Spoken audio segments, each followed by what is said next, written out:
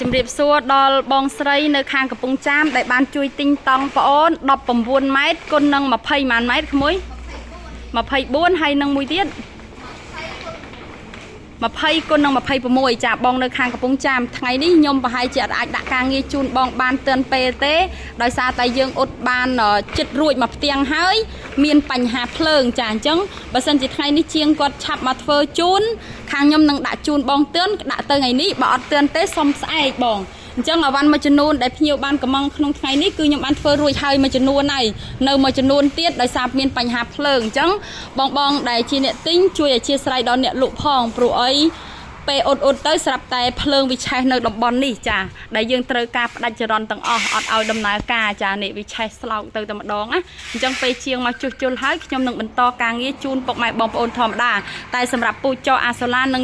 ទឹកវីតាមីនសម្រាប់មុនទាផឹកគឺយើងចេញធម្មតាផ្នែកតង់